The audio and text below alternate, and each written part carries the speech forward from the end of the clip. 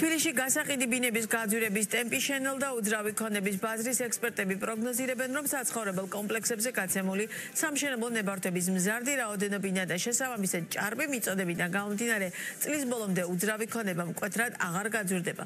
რაც შეეხება ქირისფას დარგის წარმომადგენლების შეფასებით, მან წონასწორობის ახალი ნიშნული უკვე იპოვა. რა ხდება თბილისის უძრავი ქონების ბაზარზე და როგორია ბოლო ტენდენციები? მარი მელიქიშვილი გვერდება ბიზნეს პარტნიორის ეთერში.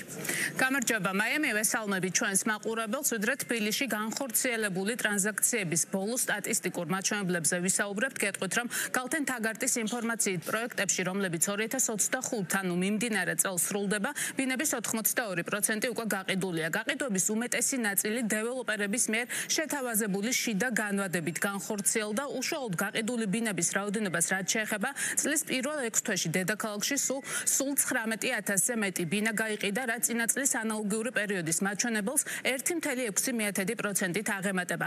ექსპერტები ამბობენ, რომ ტრანზაქციების ზრდა აღარ არის ისეთი მასშტაბური, როგორც ეს გასულ წლებში იყო და ფაქტობრივად 2024 წლის მაჩვენებლებზე ნარჩუნდება, თუმცა მიუხედავად გარკვეული შენელებისა, ექსპერტების შეფასებითვე თბილისის უძრავი ქონების ბაზარი კვლავ აქტიურია და საინვესტიციო საინტერესო რჩება. ამაზე მიუთითებს თბილისის უძრავი ქონების ბაზარზე გასაყიდი საცხოვრებელი ფართების თვიდან თვემდე მზარდი ფასებიც, კერძოდ ბოლო ანუ მიმდინარე წლის ივნისის თვის მონაცემებით, პირველად ბაზარზე კვადრატული მეტრის საშუალო ფასი თვიურად 0,5%-ით გაიზარდა და $1,328 მიაღწია. მეორადი ბაზრის ახალ პროექტებში კი ფასი გასულ თვესთან შედარებით 0,2%-ით გაიზარდა და $1,256 შეადგინა. ექსპერტები ამბობენ, რომ ტრანზაქციებთან ერთად ფასების ზრდის ტემპი ჩენელებულია, იქიდან გამომდინარე, რომ ბაზარზე მიწოდება საკმაოდ მაღალია, რასაც გაცემული სამშენებლო ნებართვების დიდი რაოდენობა განაპირობებს. ამ ფაქტორიდან გამომდინარე, ექსპერტები ვარაუდობენ, რომ წელს უძრავი ქონების ფასები მკვეთრად აღარ გაიზრდება. პირველი კვარტალი ვიცით, რომ საკმაოდ შემცირება იყო ბაზარზე ტრანზაქციების კუთხით. ფასები არ შემცირებულა, მაგრამ შენელებული იყო გაყიდვები. ამას აღნიშნავდა ყველა სამშენებლო დეველოპერული კომპანია, ასევე სტატისტიკების მიხედვითაც ამას ხედავდით. მეორე კვარტალი შედარებით უკეთესად გამოიყურება, გაჯანსაღდა სიტუაცია, მაგრამ საბოლოო ჯამში წლის პირველი ნახევარი მაინც არ არის ზრდა. დაახლოებით იგივე იმეორებს, რაც იყო შარშა. აგვისტოში ალბათ არ იქნება სახარბიელო პროგნოზები, რადგან არ არის საუკეთესო თვე წლის ჭრილში, თუმცა სექტემბრიდან ველოდებით ბაზარზე აქტიურობას, რადგან შემოდგომა და დეკემბერი არის ხოლმე ყოველთვის აქტიური თვეები უძრავი ქონების ბაზარზე. ყველა დეველოპერულ კომპანიას აქვს აქცია, გაყიდვები საკმაოდ სტიმულირებულია ხოლმე, იბუსტება ეს ბაზარი. გაცემული ნებართვები კვლავ ძალიან მაღალ ნიშნულზე ნარჩუნდება. მოგეხსენებათ 23-24 წელი რეკორდული რაოდენობის ნებართვები გაიცა და 25 წელსაც იგივე ტემპით გაიცემა სამშენებლო ნებართვები. პირველ ნახევარში 2025 წლის 100 ახალი სამშენებლო ნებართვა გაიცა კორპუსების აშენებაზე. შესაბამისად, ეს საბოლოო ჯამში იწვევს იმას, რომ დღეს მიმდინარე მშენებლობებში ბევრად მეტი არის გასაყიდი ბინების რაოდენობა, ვიდრე მაგალითად ეს იყო 2 წლის წინ. და ბუნებრივია, რომ გაყიდვები ამ ტემპით არ გაზრდილა და ეს ყველაფერი იწვევს, რომ ყიდველებს უფრო მეტი არჩევანი აქვთ, როდესაც ბინებს აარჩევენ პირველად ბაზარზე, თუმცა მეორე მხრივ დეველოპერებს ეს ბუნებრივია ურთულებს ფასების ზრდას და 2025 წელს რიცხვებში ესეც ძალიან კარგად ჩანს. შეიძლება ითქვას, რომ ფასები თითქმის ერთ დონეზე ნარჩუნდება, დასტაბილურებულია და წლის განმავლობაში ყოველთვიურად საშუალოდ 0,2%-ით იზრდებოდა.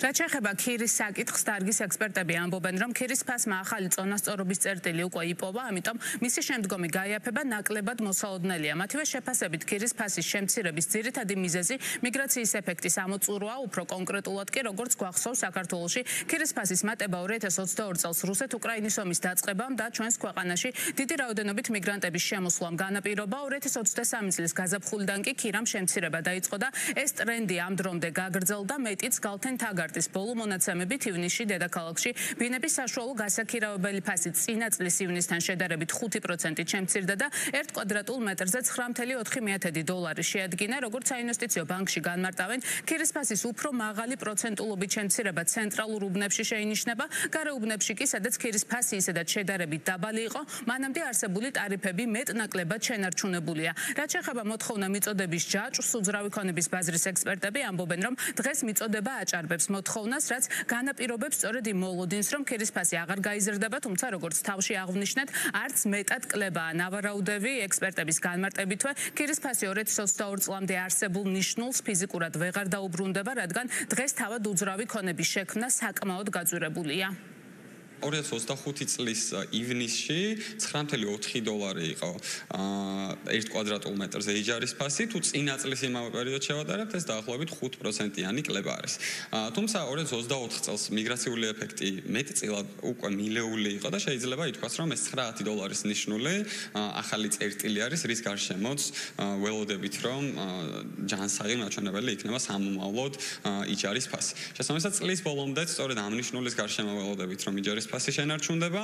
ერთი მნიშვნელოვანი ტენდენცია ასევე რაც გამოვლინდა არის, რომ უფრო ნაკლებად არის შემცირებული იჯარის ფასი გარე უბნებში, ვიდრე ეს არის ცენტრალურ რაიონებში, რაც არის ვაკე, მთაწმინდა საბურთალო. გარე უბნებში ბუნებრივია უფრო მეტი უფრო მეტი ბიუჯეტური საცხოვრებელი კომპლექსი არის და შესაბამისად ვთქვათ იგივე ურბანიზაციით გამოწვეული მოთხოვნა, რაც არის ვთქვათ რეგიონებიდან ჩამოსული მოსახლეობა, უფრო გარე უბნებში ქირავენ და აქ უფრო სტაბილური ბაზარი არის ვთქვათ ვიდრე ცენტრალურ უბნებში. გასაქირავებელი ბინების რაოდენობა ჯერ ისევ აჭარბებს მოთხოვნას, აქედან გამომდინარე ფასის ზრდას არ უნდა ველოდოთ, თუმცა შემცირებაც ალბათ აღარ მოხდება, იმიტომ რომ ეხა მინიმალური ნიშნულზეა ქირის ფასი.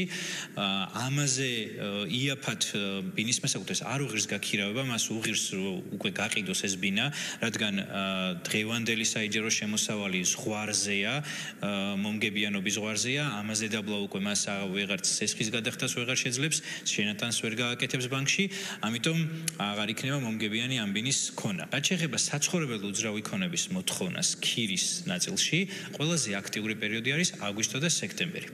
რადგან ამ პერიოდში ძირითადად უმთავრდებათ კონტრაქტი მათ, ვინც შარშანი ქირავეს ბინა და იწყებენ ახალი ბინების ძებნას.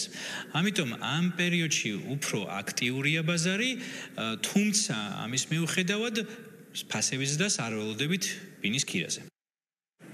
ჩვენ საუბრის ბოლოს სამშენებლო ნებართვებზეც მოგაწვდით ინფორმაციას და შეგახსენებთ, რომ ასევე გალთენ თაგარტის ცნობით 2025 წლის პირველ ნახევარში თბილისში საცხოვრებელ პროექტებზე 100 ნებართვა გაიცა.